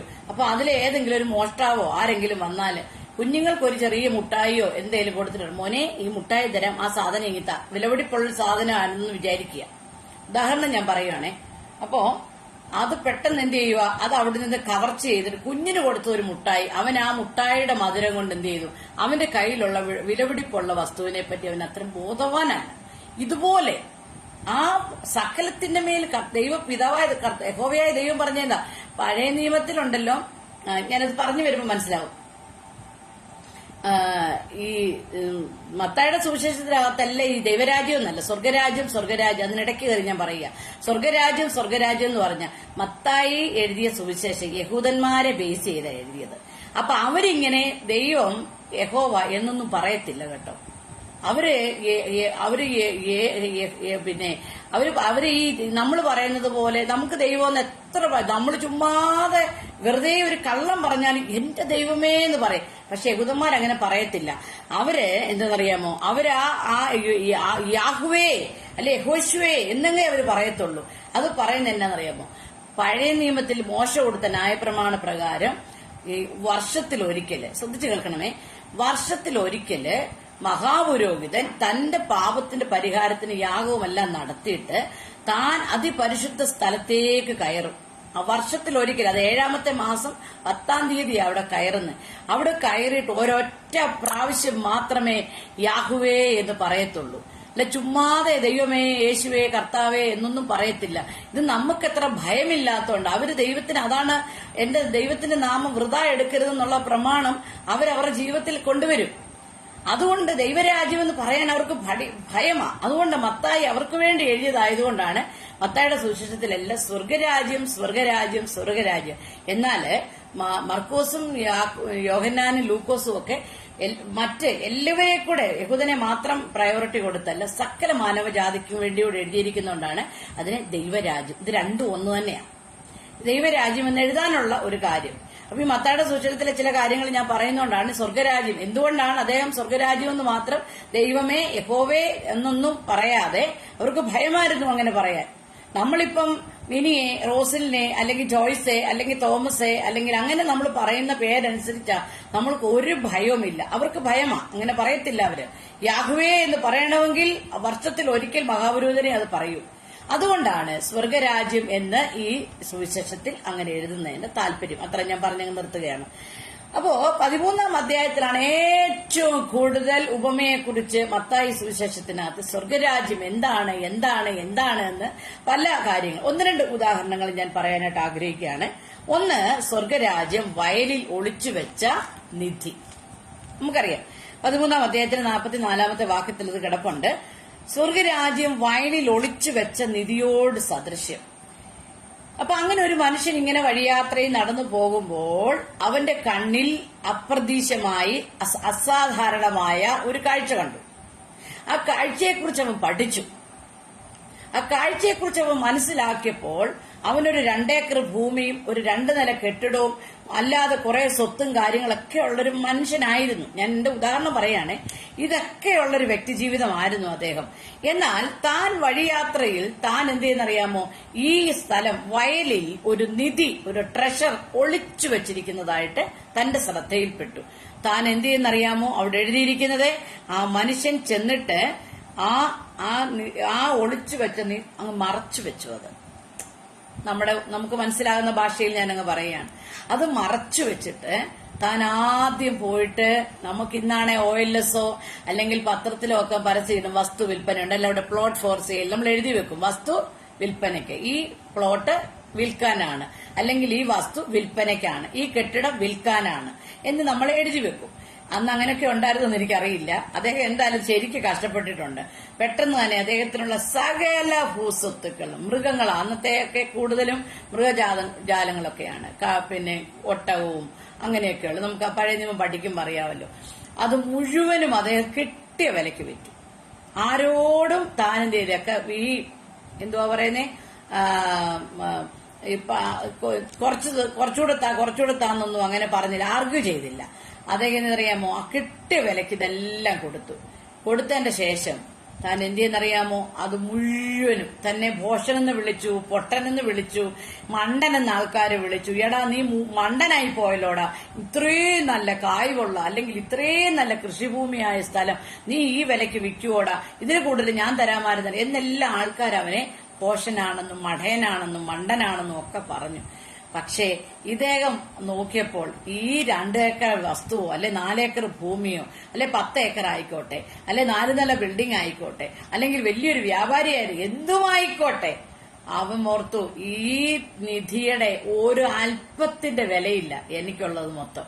അവൻ അത് മുഴുവനും കൊടുത്തിട്ട് എന്തെന്നറിയാമോ, സന്തോഷത്താൽ താൻ അതെല്ലാം വിറ്റിട്ട് ആ വയല് താൻ സ്വന്തമാക്കി എടുക്കാൻ ഇടയായി തീർന്നു. എന്നെ പ്രിയപ്പെട്ടവരെ, യേശു ക്രിസ്തുവിന്റെ ആ ദിവ്യമായ രാജ്യത്തിന്റെ ആ മഹത്വം എന്താണെന്ന് തിരിച്ചറിഞ്ഞാൽ ഈ ലോകത്തിലെ യാതൊന്നിനോടും നമുക്ക് താല്പര്യമുണ്ടാവത്തില്ല. എല്ലാം 2ാം സ്ഥാനത്തിലേക്ക് മാറ്റാൻ ഇടയായിത്തീരും. എന്താണെന്നറിയാം, ഈ മനുഷ്യൻ അതാ ചെയ്തേ. അപ്പോ മത്തായിക്ക് ബോധ്യമായ കാര്യം അവിടെ എഴുതി വെച്ചു, വയല് വാങ്ങി. മറ്റൊരു കാര്യം കൂടെ പറഞ്ഞ് ഞാൻ ആ ഭാഗം നിർത്താൻ ആഗ്രഹിക്കുകയാണ്. സ്വർഗരാജ്യം നല്ല മുത്ത് അന്വേഷിക്കുന്ന ഒരു വ്യാപാരിയോട് സദൃശ്യമാണ്. നമുക്കറിയാം, ലോകത്തിലെ ഏറ്റവും വലിയ വജ്രത്തെക്കാളും രത്നത്തെക്കാളും എല്ലാം വില പിടിപ്പുള്ളതാണ് മുത്ത്. അപ്പൊ കടലിന്റെ ഏറ്റവും ഉള്ള കടലിൽ എങ്ങനെയാണ് മുത്ത് ഉണ്ടാകുന്നത് എന്നുള്ളതിനെ പറ്റി ഞാനിപ്പോ അത് പറഞ്ഞ എന്റെ മുമ്പിലുള്ള സമയം തീരും. അതുകൊണ്ട് മുത്ത് വളരെ ഒരുപാട് വർഷങ്ങൾ കൊണ്ടാണ് ആ മുത്ത് അതിനകത്ത് ഉണ്ടാകുന്നത്. നമുക്കറിയാം, മുത്ത് വ്യാപാരിയോടൊക്കെ ചോദിച്ചാൽ ഇപ്പൊ നമുക്ക് എല്ലാം ഗൂഗിളൊക്കെ ഉള്ളതുകൊണ്ട് നമുക്ക് സെർച്ച് ചെയ്താൽ അതിനെപ്പറ്റി എല്ലാം നമുക്ക് നല്ല ഐഡിയാസ് കിട്ടും. അപ്പോ ഈ മുത്ത് വ്യാപാരി അതൊരു സാധാരണക്കാരനല്ലെന്ന് ഓർക്കണം, അനേക ലക്ഷക്കണക്കിന് ബിസിനസ് നടത്തുന്ന മനുഷ്യനാണ്. സ്വർഗരാജ്യം നല്ല മുത്ത് അന്വേഷിക്കുന്ന ഒരു വ്യാപാരിയോട് സദൃശ്യമാണ്. അവൻ വിലയേറിയ മുത്ത് കണ്ടെത്തി തന്റെ കയ്യിലുള്ള സകല വിലയേറിയ മുത്തുകളൊക്കെ ആയിരുന്നു, ആ മുത്തുകളെല്ലാം താൻ കൊടുത്തു. അപ്പോഴും ആൾക്കാർ ഓർത്തു, എന്താ ഇവൻ ഇതെല്ലാം ചെയ്യും, എന്താണെന്നറിയാമോ, അതിനേക്കാൾ എല്ലാം വിലപിടിപ്പുള്ള ഒരു മുത്ത് താൻ കണ്ടെത്തി. അതാ ദൈവരാജ്യം. സ്തോത്രം. അതാ ദൈവം കർത്താവ് വസിക്കുന്ന രാജ്യം. ആ രാജ്യത്തിന്റെ ആ പഴയ നിയമത്തിനകത്ത് നമുക്കറിയാം, വിശ്വാസികളുടെ പിതാവായ അബ്രഹാം അദ്ദേഹം ഒരു കൽദയ പട്ടണത്തിലെ അല്ലെങ്കിൽ ഇരുളിൽ അന്ധകാരത്തിൽ നമുക്കറിയാം അവിടെ വിഗ്രഹങ്ങളെ ഉണ്ടാക്കുകയും വിഗ്രഹങ്ങളെ വിൽക്കുകയും വിഗ്രഹങ്ങളെ ആരാധിക്കുകയും ചെയ്യുന്ന ഒരു മനുഷ്യനായിരുന്നു അബ്രഹാം എന്ന് പറയുന്ന മനുഷ്യൻ. എന്നാൽ അബ്രഹാമിന് ഒരിക്കൽ മെസപ്പൊത്തോമിയയിൽ വെച്ചെന്നറിയാമോ, അപ്പോസ്തല പ്രവൃത്തിയിൽ പൗലോസ് അത് എഴുതിയിട്ടുണ്ട്, ദൈവത്തിന്റെ ദാസന്മാർ അത് എഴുതിയിട്ടുണ്ട്. അപ്പോസ്തല പ്രവൃത്തി 7-ാം അധ്യായത്തിൽ മെസപ്പൊത്തോമിയയിൽ അബ്രഹാം ഇരിക്കുമ്പോൾ ദൈവം പ്രത്യക്ഷനായി. തേജോമയനായ ദൈവം, അവിടെ ഒറ്റ ഭാഗത്തേ അത് പറയുന്നുള്ളൂ. തേജോമയനായ ദൈവം അബ്രഹാമിന് പ്രത്യക്ഷനായിട്ട് ഞാൻ നിന്നെ കാണിപ്പാനിരിക്കുന്ന ദേശത്തേക്ക് പൊക്കോളാൻ പറഞ്ഞു. അങ്ങനെ അബ്രഹാം തനിക്കുള്ളതെല്ലാം എടുത്ത്, നമുക്കറിയാം ഉൽപ്പത്തി പുസ്തകം 11-ാം അധ്യായത്തിന്റെ അവസാന ഭാഗവും 12, 13, 14 അങ്ങനെ തുടർന്നുള്ള അധ്യായങ്ങളെല്ലാം അബ്രഹാമിന്റെ യാത്രയുമായി ബന്ധപ്പെട്ട് എഴുതിയിരിക്കുന്ന ഭാഗങ്ങളാണ്. എന്നാൽ താൻ യാത്ര ചെയ്ത് നമുക്കറിയാം, താൻ കനാൻ നാട്ടിലെത്തി. എന്നാൽ കനാൻ നാടല്ലേ തനിക്ക് സ്വന്തമായിട്ട് ദൈവം കൊടുത്ത രാജ്യം, അവിടെയല്ലേ താൻ പാർക്കണ്ടേ? എന്നാൽ ഞാൻ നിങ്ങൾക്ക് സന്തോഷം വരാൻ ഒരു വാക്യം വായിച്ചു കേൾപ്പിക്കാം. എബ്രായ ലേഖനം 11-ാം അധ്യായത്തിന്റെ 9-ാമത്തെ വാക്യത്തില് 8-ാം വാക്യത്തിലുണ്ട്, വിശ്വാസത്തിൽ അബ്രഹാം തനിക്ക് അവകാശമായി കിട്ടുവാനിരുന്ന ദേശത്തേക്ക് യാത്രയാകുവാൻ വിളിക്കപ്പെട്ടപ്പോൾ അനുസരിച്ച് എവിടേക്ക് പോകുന്നു ആരോടും താൻ അനുവാദം ചോദിച്ചില്ല. തന്നോട് ആരോടും ചോദിച്ചില്ല, ഞാൻ പോട്ടെ. ഈ കർത്താവ് പറഞ്ഞു, നീ നിന്റെ പിതൃഭവനത്തെയും നിന്റെ പിതൃദേശത്തെയും നിനക്കുള്ളതിനെല്ലാം വിട്ട് ഞാൻ കാണിപ്പാനിരിക്കുന്ന ദേശത്തിന്റെ പേരൊന്നും പറഞ്ഞില്ല, ഞാൻ കാണിപ്പാനിരിക്കുന്നിടത്തോട്ട് പൊക്കോളാൻ പറഞ്ഞു. അപ്പൊ ആ വിളി എങ്ങനെയാണെന്നറിയാമോ? തേജോമയനായ ദൈവമാണ്. ഒരിക്കലും അത് തള്ളിക്കളയാൻ പറ്റത്തില്ല. അബ്രഹാമിന്റെ കോളിംഗ് ഒക്കെ എത്ര വലിപ്പമുള്ള, അതൊന്നും പറയാൻ നമ്മുടെ മുമ്പിൽ ഇപ്പൊ സമയമില്ല. അതുകൊണ്ട് അബ്രഹാമിന്റെ വിളിയിലേക്ക് ഞാൻ പോകുന്നില്ല. അബ്രഹാം അങ്ങനെ താൻ എവിടോട്ടെന്നറിയാതെ പുറപ്പെട്ട് വിശ്വാസത്താൽ അവൻ എന്ത് ചെയ്യുന്നറിയാം, വാഗ്ദത്ത ദേശത്ത് ഒരന്യദേശത്ത് എന്ന പോലെ ചെന്ന് തൻ വാഗ്ദത്തത്തിന് കൂട്ടവകാശികളായ തന്റെ മകനായ ഇസഹാക്കിനോടും തന്റെ കൊച്ചുമകനായ യാക്കോബിനോടും കൂടെ പാർത്തത് കൂടാരങ്ങളിലാണ്, വീടൊന്നും വെച്ചില്ല. നമുക്കാണെ 3 മുറിയേ ഉള്ളെങ്കിൽ നമ്മൾ പ്രാർത്ഥിക്കുകയോ അയൽവക്കക്കാരൻ 7 മുറിയിലുള്ള വീട് വെച്ചല്ലോ, എനിക്ക് 3 ഉള്ളല്ലോ, എന്നാൽ പോയി ബാങ്ക് ലോണൊക്കെ എടുത്തിട്ട് കട ഉള്ള വസ്തുവൊക്കെ പണയപ്പെടുത്തി നമ്മൾ എന്ത് ചെയ്യും, നമ്മളും വെക്കും ഒരു 3 മുറിയൂടെ. എന്തിനാ കിടപിടിക്കുക? അദ്ദേഹത്തുമായിട്ട് അത് താരതമ്യപ്പെടാൻ, അവൻ 5 മുറിക്കാ താമസിക്കും, ഞാൻ ഈ 2 മുറി താമസിച്ച നാണക്കേടല്ലേ? നമുക്കൊരു മാരുതിക്കാറേ ഉള്ളായിരുന്നു, അവൻ കുറച്ചു കഴിഞ്ഞ് നോക്കിയെന്നുടനെ അവൻ കുറച്ചും കൂടെ വിലപിടിപ്പുള്ള ഒരു വാഹനം വാങ്ങി. അപ്പൊ നമ്മളും എന്ത് ചെയ്യുക, വിഷമിക്കുക. നമ്മളും ഉള്ള പറമ്പൊക്കെ കൊണ്ട് പണയം വെച്ചിട്ട് നമ്മൾ നല്ലൊരു കാറ് വാങ്ങി. അപ്പൊ ഞാൻ ചോദിച്ചു, ഇത് അതുപോലുള്ള സംഭവമല്ല. അപ്പൊ കാറ് വാങ്ങിച്ചേച്ച് ലോൺ അടയ്ക്കാൻ കിടന്ന് വിഷമിക്കുക. സ്തോത്രം. അതിന്റെ വല്ല ആവശ്യം ഉണ്ടായിരുന്നോ? ഉള്ള കൊച്ചു വണ്ടിയുമായിട്ട് സന്തോഷമായിട്ട് ഈ ബാധ്യതകൾക്കകത്ത് കയറി മുങ്ങി വിഷമിക്കാതെ നമുക്ക് കർത്താവ് കൊണ്ട് പറഞ്ഞു, ഉള്ളത് കൊണ്ട്. ഞാൻ ആ പ്രകൃതക്കാരിയാണ്, എനിക്ക് ആ ഒരു ചിന്ത എപ്പോഴും എന്നെ ഭരിക്കും. സ്തോത്രം. വസ്ത്രം വാങ്ങിക്കൂട്ടുക, വാഹനം വാങ്ങിക്കൂട്ടുക, വീടിനോട് കൂടുതൽ ചേർക്കുക, അങ്ങനെ അതൊന്നും വേണ്ടെന്നല്ല കേട്ടോ, അതൊക്കെ ചെയ്ത ഒരു കുഴപ്പവും ഇല്ല. പക്ഷേ സ്വർഗരാജ്യം നമ്മുടെ അകത്തുനിന്ന് പോകല്ലെന്ന് മാത്രമേ ഉള്ളൂ. സ്തോത്രം. അദ്ദേഹം പറയുകയാണ്, വാഗ്ദത്ത ദേശത്ത് അന്യദേശത്ത് എന്ന് തന്റെ കൊച്ചുമകനോടും കൂടെ കൂടാരങ്ങളിൽ പാർത്തുകൊണ്ട്. അടുത്ത വാക്യം വളരെ ശ്രദ്ധേയമായ ഒരു വാക്യമാണ്. ദൈവം ശില്പിയായി നിർമ്മിച്ചതും അടിസ്ഥാനങ്ങളുള്ളതുമായ നഗരത്തിനായിട്ട് താൻ കാത്തിരുന്നു. അതെന്താ കാത്തിരിപ്പാ? ദൈവം ശില്പിയാ, ദൈവമാ മേസ്ത്രി, ദൈവമാ അതിന്റെ ഫൗണ്ടേഷൻ ഇട്ടത്, ദൈവമാ അതിന്റെ ഭിത്തി കെട്ടിയത്, ദൈവമാ അതിന്റെ കതക് ഫിറ്റ് ചെയ്തത്, ദൈവമാ അതിന്റെ ഫർണിച്ചർ എല്ലാം ഉണ്ടാക്കിയത്. സ്തോത്രം. ആ മനോഹരമായ കാഴ്ച താൻ കണ്ടിട്ട് ദൈവശില്പിയായി നിർമ്മിച്ചതും അടിസ്ഥാനങ്ങൾ ഉള്ളതുമായ നഗരത്തിനായി വിശ്വാസത്താൽ കനാനിലേക്ക് യാത്ര ചെയ്ത് അവിടത്തോണ്ട് താൻ അവസാനിപ്പിച്ചില്ല.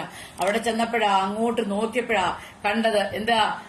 ഈ മനോഹരമായ ഈ അനുഭവം, ദൈവത്തിന്റെ കരങ്ങൾ കൊണ്ട് അടിസ്ഥാനമിട്ട് പണിതുന്ന ദൈവരാജ്യം.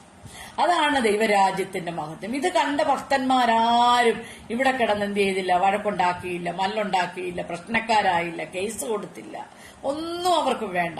നഷ്ടപ്പെട്ടാലും സന്തോഷം. ഇതൊക്കെ ആരെയും പറഞ്ഞ് പഠിപ്പിക്കാൻ പറ്റത്തില്ല. ഇതൊക്കെ പരിശുദ്ധാത്മാവ്, നമ്മൾ പറഞ്ഞ പോലെ ദൈവരാജ്യം ഭക്ഷണവും പാനീയവുമല്ല, നീതിയും സമാധാനവും പരിശുദ്ധാത്മാവിലുള്ള സന്തോഷവും നമ്മുടെ ഉള്ളിൽ വന്നു കഴിഞ്ഞാൽ പിന്നെ നമ്മെ പിടിച്ചാൽ കിട്ടത്തില്ല. നാം പിന്നെ വേറൊരവസ്ഥയിലേക്ക് നാം അങ്ങ് മാറുകയാണ്. അപ്പോഴും നമ്മൾ ലോകത്തിൽ തന്നെയാ ജീവിക്കുന്നേ, നമ്മൾ ഇവിടുത്തെ വായു തന്നെയാ ശ്വസിക്കുന്നേ, ഇവിടുത്തെ ഭക്ഷണം തന്നെയാ നമ്മൾ കഴിക്കുന്നേ, ഇവിടുത്തെ വെള്ളം തന്നെയാ നമ്മൾ കുടിക്കുന്നേ. എന്നാൽ നമ്മുടെ ചിന്ത മുഴുവൻ എന്താണെന്നറിയാമോ? ദൈവത്തിന്റെ രാജ്യത്തിന്റെ മഹിമയെ കുറിച്ചാ. അപ്പോൾ അക്ഷരാർത്ഥത്തിൽ നാം വേറൊരു വ്യക്തിയായിട്ട് അങ്ങോട്ട് മാറിപ്പോവാനിടയായിത്തീരും. അപ്പോഴും നമ്മുടെ പ്രശ്നങ്ങളൊന്നും തീരത്തില്ല കേട്ടോ. അപ്പോഴും നമ്മുടെ പ്രശ്നങ്ങൾ നമ്മൾ മറ്റുള്ളവരെക്കാളും പക്ഷേ അതിനേക്കാൾ കട്ടിയേറിയ പ്രശ്നങ്ങളാണ് നമ്മിലുള്ളത്. ഒരിക്കലെ ഒരു കർത്താവിന്റെ ദാസന്, അദ്ദേഹം നിത്യതയിൽ പ്രവേശിച്ചു. ക്യാപ്റ്റൻ ഷാമുവൻ എന്ന് പറയപ്പെടുന്നത് വർഷങ്ങൾക്ക് മുമ്പ് ദൈവസന്നിധി ചേർക്കപ്പെട്ട ഒരു മനുഷ്യനാണ്. അപ്പൊ അദ്ദേഹം ഒരു പ്രാവശ്യം അമേരിക്കയിൽ പോയിട്ട് പറഞ്ഞൊരു പ്രസംഗത്തിന്റെ ഒരു പ്രസക്ത ഭാഗം എന്റെ ഉള്ളിലിരിപ്പുണ്ട്. അദ്ദേഹം അവിടെ ചെന്നിട്ട് ഒരു പാസ്റ്ററൽ കോൺഫറൻസ് അല്ലെങ്കിൽ സുവിശേഷ വേലക്കാരുടെ ഒരു വലിയ മീറ്റിംഗ് നടത്തിയ സമയത്ത്, അപ്പൊ അമേരിക്കൻ നമുക്കറിയാം, ഇന്ന് അമേരിക്കയിൽ പോകുന്ന അത്ര വലിയ ഒരു ഇതല്ല. പണ്ടെന്ന് പറഞ്ഞാൽ പണ്ട് നമ്മുടെയൊക്കെ ചെറുപ്പ സമയത്ത് ആരെങ്കിലും അമേരിക്കയിൽ പോവുകയാണെങ്കിൽ പിന്നെ നമുക്കങ്ങ് വെപ്രാളം, അയ്യോ എന്തായി അമേരിക്ക. ഞാനും ഓർത്തിട്ടുണ്ട്, അയ്യോ അമേരിക്കയിൽ പോയിട്ട് വന്നിട്ടുള്ള ആൾക്കാർ അതിനെക്കുറിച്ചൊക്കെ പറഞ്ഞിട്ടുണ്ട്, അമേരിക്കയിൽ അത് കിട്ടും, അമേരിക്ക നമ്മളൊക്കെ അപ്പം നമ്മൾ പറയും, അയ്യോ ദൈവമേ, നമ്മൾ കർത്താവ് വരുമ്പോ അമേരിക്കയ്ക്ക് പോകാൻ സാധ്യതയില്ല, നമ്മൾ പോകുമ്പോൾ ഇതുവഴി ഇങ്ങനെ കർത്താവ് സ്വർഗത്തിലോട്ട് നമ്മളെ കൊണ്ടുപോകുമ്പോൾ നമുക്ക് അമേരിക്ക വഴി അങ്ങ് പോകാമെന്ന് ഞാൻ എന്റെ കുഞ്ഞിൽ ചെറിയ മനസ്സിൽ അങ്ങനെയൊക്കെ പറഞ്ഞിട്ടുണ്ട്. അങ്ങനെ അപ്പൊ നമുക്ക് ഇപ്പോഴെന്ന് പറഞ്ഞാൽ അതൊന്നും വിഷയമല്ല, ആർക്ക് വേണേലും എവിടെ വേണമെങ്കിലും പോകാം. എന്നാൽ നമ്മുടെ ചെറുപ്പ സമയത്തെന്ന് പറയുന്നതൊക്കെ ഒരു വലിയ ഒരു കേൾവിയായിരുന്നു നമുക്ക്. അപ്പോൾ അദ്ദേഹം അമേരിക്കയിൽ വർഷങ്ങൾക്ക് മുമ്പ് അമേരിക്കയിൽ ചെന്ന ഒരു പാസ്റ്റേഴ്സ് അല്ലെങ്കിൽ ഒരു സുവിശേഷ വേലക്കാരുടെ ഒരു പ്രത്യേക കോൺഫറൻസ് മീറ്റിംഗിൽ അദ്ദേഹം അവിടെ ദൈവരാജ്യത്തെക്കുറിച്ച് പ്രസംഗിച്ച സമയത്ത് അദ്ദേഹം പറഞ്ഞു, നിങ്ങളെക്കാളും സമ്പന്നരാന്ന് പറഞ്ഞു വടക്കേന്ത്യയിലെ ദൈവദാസന്മാര്. അപ്പൊ ചിലർക്കൊന്നും അത്ര ഇഷ്ടപ്പെട്ടില്ല. എന്തുവാ, ഞങ്ങൾ ഇവിടെ 3-4 കാറ് ഞങ്ങൾക്ക് സ്വന്തമായിട്ട് അമേരിക്കയിലെ സുഖകരമായ ജീവിതത്തിൽ താമസിക്കുന്ന ഞങ്ങൾ ഞങ്ങളെക്കാൾ അവര് ഈ കുഗ്രാമത്തിലെന്ന് വെച്ചാൽ പിന്നെ ബീഹാർ, ഒറീസ, ആസാം അതുപോലെയൊക്കെയുള്ള പിന്നെ ഗ്രാമങ്ങളിലെ സുവിശേഷ വേലക്കാർ ഞങ്ങളെക്കാൾ സമ്പന്നരാന്ന് പറയുന്ന ഏത് ബേസിലാ പാസ്റ്റങ്ങൾ അങ്ങനെ പറഞ്ഞെന്ന് ചോദിച്ചപ്പോൾ അദ്ദേഹം വന്നു. ചിലർക്ക് ദേഷ്യം വന്നു. അപ്പൊ ചിലര് അത് ചോദിച്ചു. അപ്പൊ അദ്ദേഹം പറഞ്ഞു, നിങ്ങൾ ഈ 10-30 വർഷം ഇവിടെ ജോലി ചെയ്ത് നമ്മൾ ഫ്രിഡ്ജ് വാങ്ങിച്ചാലും വണ്ടി വാങ്ങിച്ചാലും വീട് വാങ്ങിച്ചാലും എല്ലാം നമുക്ക് ബാധ്യതയാ എല്ലാം. അപ്പം രണ്ട് ഫ്ളാറ്റ് വാങ്ങിച്ചു കഴിഞ്ഞപ്പോഴത്തേനും അത് നമുക്ക് വീട്ടാൻ പറ്റത്തില്ല. അപ്പൊ ഭാര്യ ജോലിക്ക് പോകാൻ തുടങ്ങി. അദ്ദേഹം പറയാ കേട്ടോ, ഭാര്യമാര് ജോലി ചെയ്യുന്നതിനൊന്നും ഞാനെതിരല്ല. അപ്പൊ ഭാര്യ ജോലിക്ക് പോയി.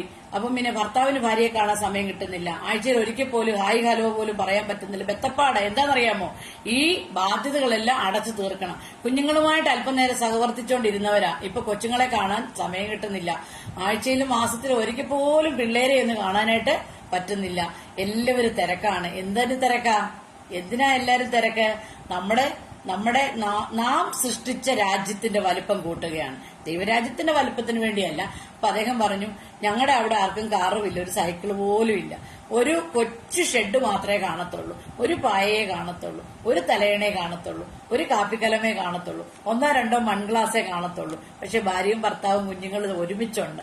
എല്ലാ ദിവസവും അവർക്ക് അന്യോന്യം സംസാരിക്കാം, എല്ലാ ദിവസവും അവർക്ക് അന്യോന്യം സന്തോഷിക്കാൻ കഴിയും, എല്ലാ ദിവസവും അവർക്ക് ദൈവത്തെ പാടി സ്തുതിപ്പാനായിട്ട് സാധിക്കും. അപ്പൊ നിങ്ങളാണോ അവരാണോ സമ്പന്നര്?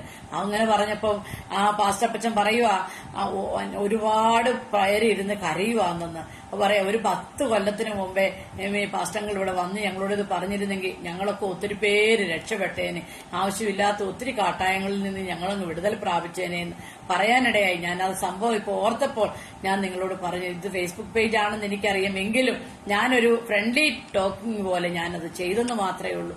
ഏതെങ്കിലും ഒരു പദം നമ്മുടെ ഹൃദയത്തെ ഒന്ന് സ്പർശിച്ചാൽ അത് ഏറ്റവും ധന്യത.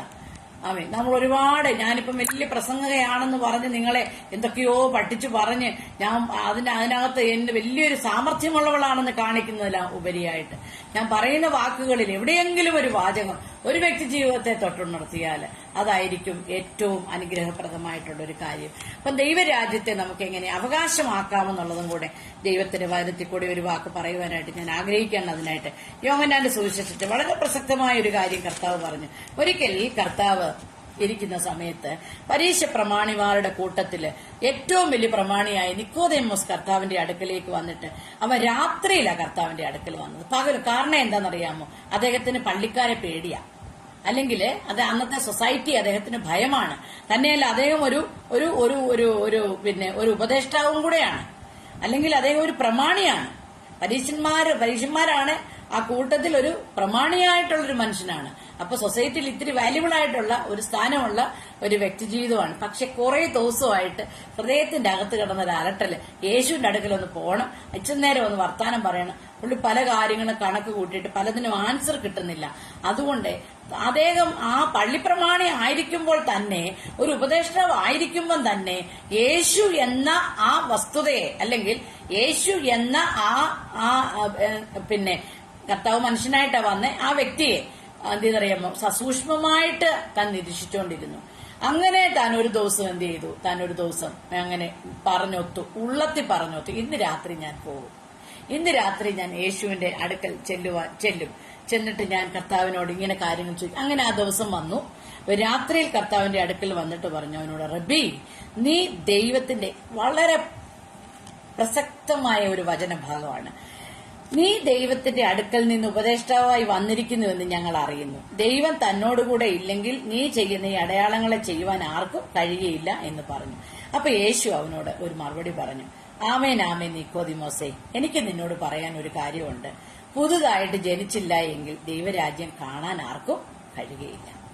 യേശു ക്രിസ്തുവിലൂടെ ഒരു ജനനം, ഒരു വീണ്ടും ജനനം നമുക്ക് ലഭ്യമായില്ലെങ്കിൽ നമുക്ക് എന്താണ്? ദൈവരാജ്യം കാണും. ഇത് ഞാൻ പറഞ്ഞതല്ല, മറ്റാരും പറഞ്ഞതല്ല, വിശുദ്ധ തിരുവെഴുത്ത് നമ്മെ പഠിപ്പിക്കുന്ന കാര്യമാണ്.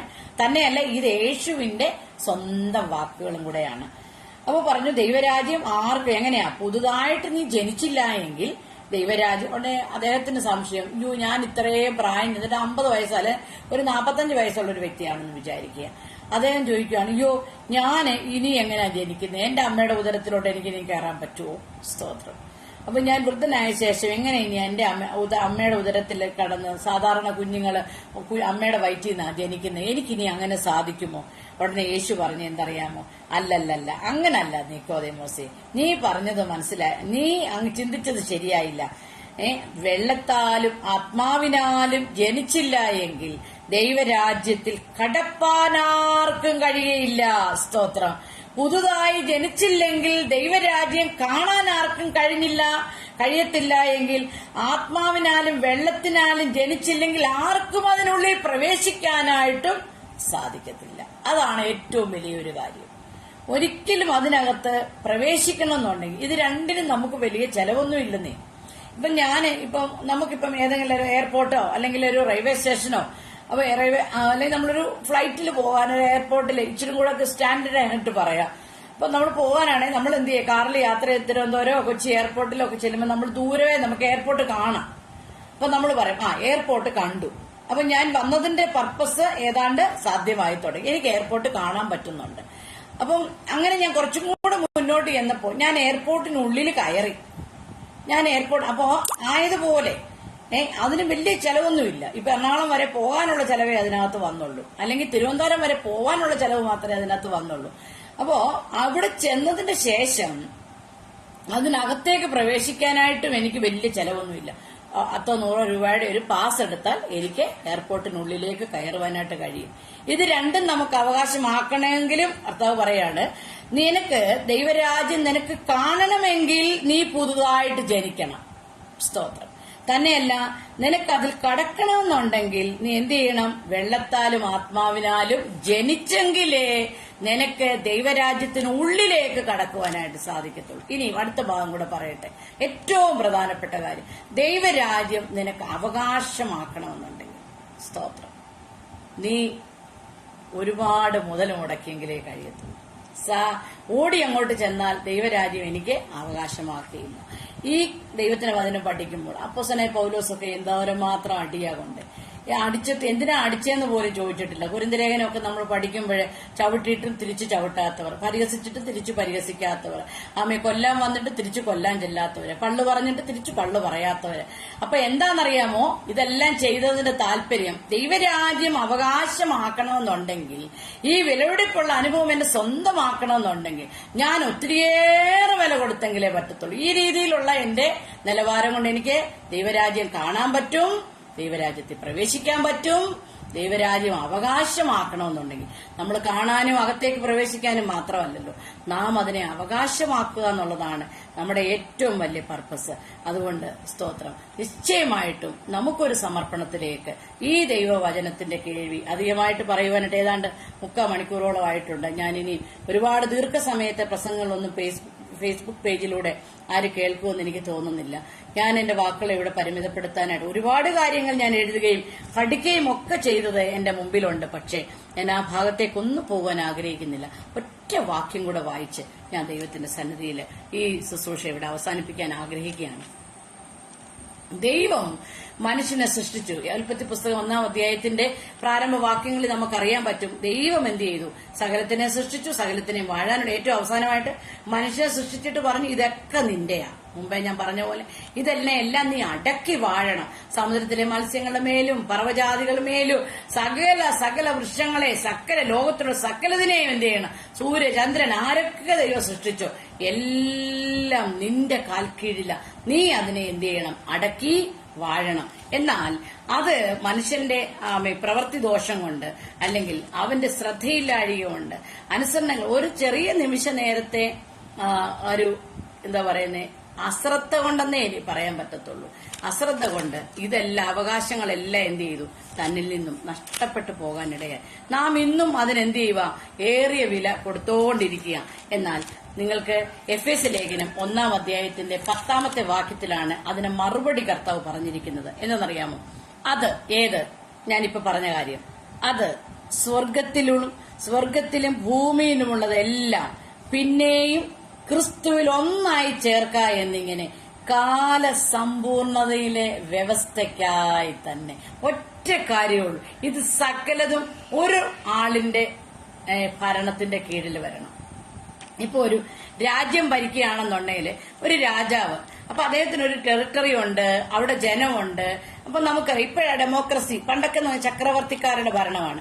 അപ്പൊ ഒരു ചക്രവർത്തി ഉണ്ട്, അദ്ദേഹത്തിന് ടെറിട്ടറി ഉണ്ട്, അദ്ദേഹത്തിന് ആ ഭരണത്തിൽ ഭരിക്കുന്ന അത്രയേറെ ജനമുണ്ട്.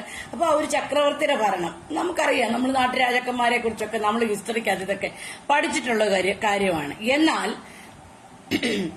ഞാൻ ഈ പറഞ്ഞ വാക്യത്തിനകത്ത് പിതാവായ ദൈവം ആഗ്രഹിച്ച ഒറ്റ ഒരു കാര്യമുള്ളൂ. ഏതനിൽ നഷ്ടപ്പെട്ടു പോയ ദൈവരാജ്യത്തിന് അല്ലെ പിതാവായ ദൈവവുമായിട്ടുള്ള ആ സഹിത്വം. കർത്താവ് എവിടാ? അതാ ദൈവരാജ്യം. എന്റെ ഉള്ളിലുണ്ടോ? അതാ ദൈവരാജ്യം. എഫെസ്യർ ലേഖനത്തിൽ പറഞ്ഞിട്ടുണ്ട്, നിങ്ങളെ ഉയർപ്പിച്ച് സ്വർഗരാജ്യത്തിൽ അല്ലെങ്കിൽ ദൈവരാജ്യത്തിൽ ഇരുത്തിയിരിക്കുന്നു. നാം എവിടെയാണോ നമ്മുടെ കർത്താവിനെയും കൊണ്ടിരിക്കുന്നത് അതാ ദൈവരാജ്യം. അതിന് വീട് വേണമെന്നില്ല, അതിന് ഈ മറ്റെന്തെങ്കിലും സമ്പാദ്യം വേണമെന്നില്ല. ഒന്നുമില്ലെങ്കിലും നമ്മുടെ ഉള്ളിൽ എന്തോ ഉണ്ട്? ദൈവത്തിന്റെ രാജ്യമുണ്ട്. അപ്പോ ഈ എഫെസ്യ ലേഖനം 1-ാം അധ്യായം 10-ാമത്തെ വാക്യത്തിൽ പറയാണ്, ക്രിസ്തുവിൽ ഒന്നായി ചേർക്ക. ഏതാണെന്നറിയാം? കാലസമ്പൂർണതയിലെ വ്യവസ്ഥയാണ്. പിതാവായ ദൈവം അതിനകത്ത് പറഞ്ഞിരിക്കുന്ന പോലെ തിരുഹിതത്തിന്റെ പ്രസാദപ്രകാരം എന്നറിയാമോ, ദൈവ അനാദികാലം അപ്രമേയ ധനത്തെക്കുറിച്ച് പ്രസംഗിപ്പാനും സകലവും സൃഷ്ടിച്ച ദൈവത്തിൽ അനാദികാലം മുതൽ മറഞ്ഞുകിടന്ന മർമ്മത്തിന്റെ വ്യവസ്ഥയായത്. കാലത്തിന്റെ സമ്പൂർണതയിൽ എന്ത് ചെയ്തു? പിതാവായ ദൈവവുമായിട്ട് അഭേദ്യമായ ബന്ധവും സഹിത്വവും പ്രമോദവുമായിരുന്ന മനുഷ്യൻ അതിൽ നിന്ന് വികലമായി പോയി കഴിഞ്ഞപ്പോൾ, ആ വികലമായി പോയി കഴിഞ്ഞ ആ തലങ്ങളെ എന്ത് ചെയ്യുന്നറിയാമോ? എന്തെന്നറിയാമോ? ഒന്നായി ചേർക്കത്തക്ക നിലവാരത്തിൽ കർത്താവ് അതിനെ സ്ഥാപിച്ചെടുത്തു. സ്വർഗരാജ്യം നമ്മുടെ ഹൃദയത്തിൽ തന്നു.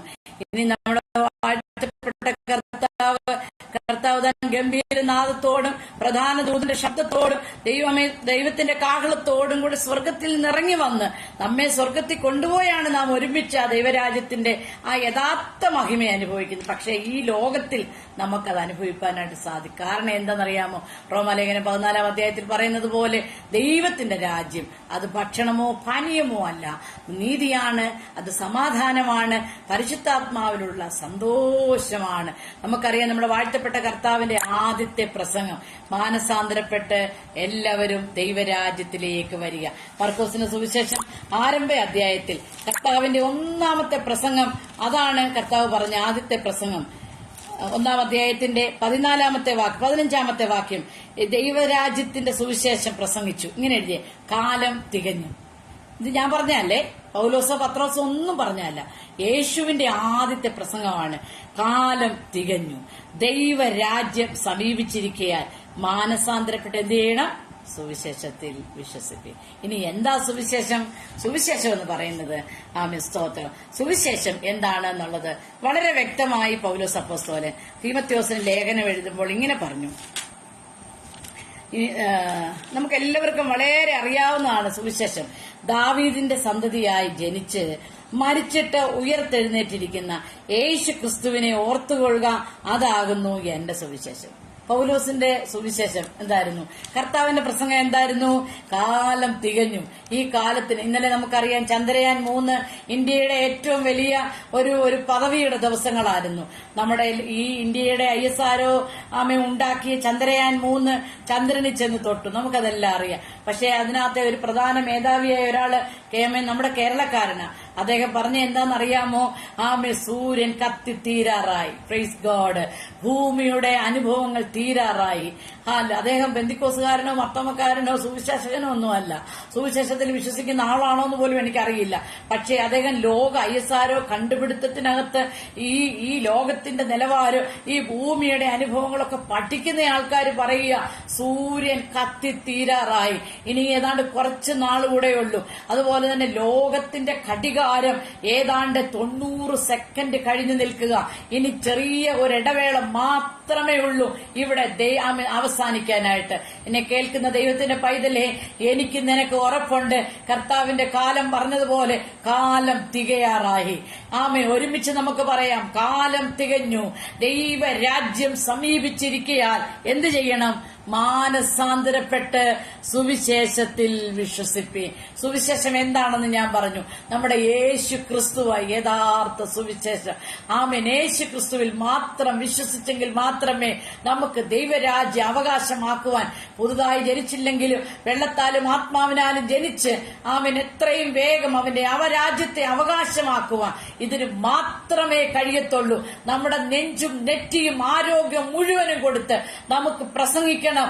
യേശു ക്രിസ്തു സ്ഥാപിച്ച ആ രാജ്യത്തിലേക്കുള്ള പ്രവേശനം അവൻ സൗജന്യമായി നൽകിയിരിക്കുക. നമ്മുടെ പണം വേണ്ട, നമ്മുടെ വസ്തു വേണ്ട, നമ്മുടെ മെഴുകുതിരി വേണ്ട, എണ്ണ വേണ്ട, വിളക്ക് വേണ്ട, ഒന്നും നമുക്ക് കർത്താവിന് വേണ്ട. ഒരൊറ്റ കാര്യം മതി, തീരുമാനമുള്ള എന്റെ നിന്റെ ഹൃദയം. കർത്താവേ, കാലത്തേണ്ടത് ഞാൻ മനസ്സിലാക്കുന്നു. ആമേൻ. സാധ്യതകളെ കുറിച്ച് ഞാൻ മനസ്സിലാക്കുന്നു. എന്റെ മനസ്സിന്റെ വൈകല്യങ്ങളെ ഞാൻ പറഞ്ഞ് മാറ്റുന്നു. ഞാൻ ഈ സുവിശേഷത്തിൽ, ഈ നല്ല വാർത്തയിൽ, ഈ ഗുഡ് ന്യൂസിൽ ഞാൻ വിശ്വസിക്കുന്നു. കർത്താവേ, അങ്ങയുടെ മകനാക്കി, അങ്ങയുടെ മകളാക്കി എന്നെ തീർക്കണമേ. ഈ ദൈവരാജ്യം എന്റെ ഉള്ളിൽ പെട്ടെന്ന് കർത്താവ് സ്ഥാപിക്കും. പിന്നെ ആ വ്യക്തിയുടെ സന്തോഷം മൊത്തം പരിശുദ്ധാത്മാവിലാണ്. അപ്പോസ്തലന്മാര് മുഴുവനും പ്രസംഗിച്ചത് ആമേൻ ദൈവരാജ്യം മാത്രമാണ്.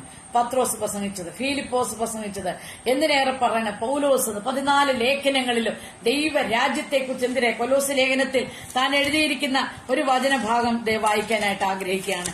കൊലോസ് ലേഖനം 1-ാം അധ്യായത്തിന്റെ 13-ാമത്തെ വാക്ക്, ഇരുട്ടിന്റെ അധികാരത്തിൽ നിന്ന് വിടുവിച്ച് തന്റെ സ്നേഹസ്വരൂപനായ പുത്രന്റെ രാജ്യത്തിൽ ആക്കി വെക്കുകയും ചെയ്ത പിതാവിന് സന്തോഷത്തോടെ സ്തോത്രം ചെയ്യുന്നവരുമാകണം.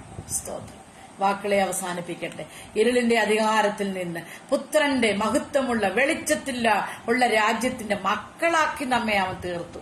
ഇത്രയും വലിയ ഭാഗ്യം നമ്മുടെ സ്തോത്രം ഇവിടുത്തെ ബിസിനസ്സുകാർക്ക് ലഭിച്ചിട്ടില്ല. ഞാൻ ആരുടെ പേരെടുത്ത് പറയാൻ ആഗ്രഹിക്കുന്നില്ല. ഇതൊരു എന്താ പറയുക, ഇതൊരു ലൈവായിട്ട് പോകുന്നതാണല്ലോ. ആമേൻ. പണത്തിനോ മറ്റൊന്നിനും നമ്മളെ രക്ഷിക്കാൻ കഴിയത്തില്ല. ഒരു നിമിഷം കണ്ണുകൾ, എന്റെ കേൾവിക്കാരായ ചിലരെങ്കിലും എന്നോടൊപ്പം ഉണ്ടല്ലോ, ഒരു നിമിഷം ആത്മാർത്ഥമായി നമുക്ക് പ്രാർത്ഥിക്കാം. ഈ സുവിശേഷത്തെ വിശ്വസിപ്പാൻ എന്റെ കുഞ്ഞിനെ ഒരുക്കണമേ, എന്റെ ഭർത്താവിനെ ഒരുക്കണമേ, എന്റെ ഭാര്യയെ ഒരുക്കണമേ, എന്റെ സഹോദരങ്ങളെ ഒരുക്കണമേ, എന്റെ ദേശത്തെ ഒരുക്കണമേ, എന്റെ രാജ്യത്തെ ഒരുക്കണമേ, എന്റെ പ്രിയപ്പെട്ടവരെ ഒരുക്കണമേ, എന്റെ സ്നേഹിതരെ ഒരുക്കണമേ. ഒരു നിമിഷം നമുക്ക് പ്രാർത്ഥിക്കാം. നമ്മുടെ ഉള്ളിൽ സ്ഥാപിക്കപ്പെട്ട ദൈവരാജ്യം അത് ഭക്ഷണമോ പാനീയമോ അല്ല, നീതിയും സമാധാനവും പരിശുദ്ധാത്മാവിന്റെ സന്തോഷവുമായിരിക്കാൻ എന്നിലത് സ്ഥാപിക്കുവാൻ, എന്റെ കുടുംബത്തിന്റെ സ്വസ്ഥതയ്ക്ക് അസ്വസ്ഥതയ്ക്ക് തടസ്സമായി നിൽക്കുന്ന സകല മേഖലകളെ ദൈവരാജ്യത്തിന് അനുഭവിക്കുന്ന പരിശുദ്ധാത്മാവിന്റെ സന്തോഷം, എല്ലാ കെടുതികളെ മാറ്റി ആത്മാവിൽ സന്തോഷിക്കുന്ന തലമാക്കി നമ്മളെ മാറ്റുന്ന ദൈവകൃപയ്ക്കായി ഞങ്ങൾ അങ്ങേ സ്തുതിക്കുന്നു. മഹത്വമെല്ലാം അങ്ങെടുക്കണമേ. ഇതിന്റെ പിറകിൽ അധ്വാനിക്കുന്ന പ്രിയപ്പെട്ടവർക്കായി പ്രത്യേകം സ്തോത്രം ചെയ്യുന്നു. സഹായിക്കണം, അനുഗ്രഹിക്കണം. പ്രാർത്ഥന കേട്ടതുകൊണ്ട് സ്തോത്രം. ഈ ശുശ്രൂഷകളെ നിന്റെ കരങ്ങളിൽ ഏൽപ്പിക്കുന്നു കർത്താവെ. ഇതിന്റെ ചുക്കാൻ പിടിക്കുന്ന പ്രിയപ്പെട്ടവർക്കായി, അവരുടെ കുടുംബത്തിനായി, പ്രിയമുള്ളവർക്കായി, കൂടെ പ്രവർത്തിക്കുന്നവർക്കായി സ്തോത്രം. അനുഗ്രഹിച്ചു പ്രാർത്ഥിക്കുന്നു. എല്ലാ മഹത്വവും കർത്താവ് എടുത്താട്ടെ. യേശു ക്രിസ്തുവിൻ വിലയേറിയ നാമത്തിൽ തന്നെ. ആമേൻ, ആമേൻ, ആമേൻ. എല്ലാവരെയും ദൈവം ധാരാളമായിട്ട് സഹായിക്കട്ടെ, അനുഗ്രഹിക്കട്ടെ എന്നുള്ള പ്രാർത്ഥനയോടെ എന്റെ വാക്കുകൾക്ക് വിരാമം കൊടുക്കുന്നു.